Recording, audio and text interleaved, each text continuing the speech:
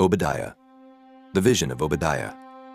Thus saith the Lord God, concerning Edom, We have heard a rumour from the Lord, and an ambassador is sent among the heathen. Arise ye, and let us rise up against her in battle. Behold, I have made thee small among the heathen. Thou art greatly despised. The pride of thine heart hath deceived thee.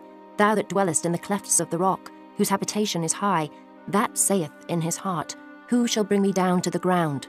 Though thou exalt thyself as the eagle, and though thou set thy nest among the stars, thence will I bring thee down, saith the Lord. If thieves came to thee, if robbers by night, how art thou cut off? Would they not have stolen till they had enough? If the grape gatherers came to thee, would they not leave some grapes? How are the things of Esau searched out? How are his hidden things sought up? All the men of thy confederacy have brought thee even to the border. The men that were at peace with thee have deceived thee, and prevailed against thee. They that eat thy bread have laid a wound under thee. There is none understanding in him. Shall I not in that day, saith the Lord, even destroy the wise men out of Edom, and understanding out of the mount of Esau? And thy mighty men, O Teman, shall be dismayed to the end, that every one of the mount of Esau may be cut off by slaughter. For thy violence against thy brother Jacob, shame shall cover thee, and thou shalt be cut off forever. In the day that thou stoodest on the other side, in the day that the strangers carried away captive his forces, and foreigners entered into his gates, and cast lots upon Jerusalem, even thou wast as one of them.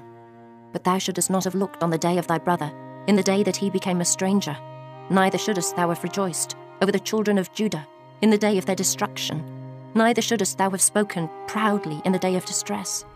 Thou shouldest not have entered into the gate of my people in the day of their calamity.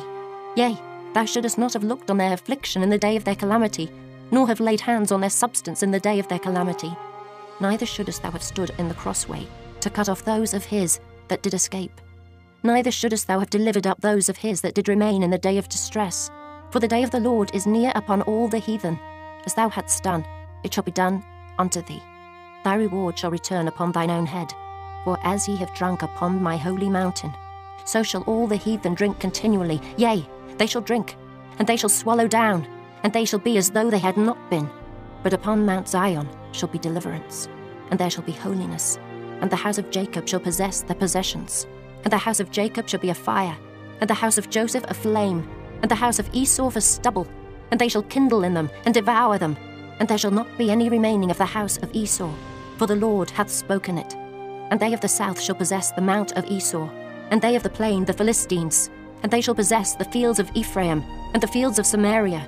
And Benjamin shall possess Gilead, and the captivity of this host of the children of Israel shall possess that of the Canaanites, even unto Zarephath. And the captivity of Jerusalem, which is in Sepharad, shall possess the cities of the south. And saviours shall come up on Mount Zion to judge the mount of Esau, and the kingdom shall be the Lord's.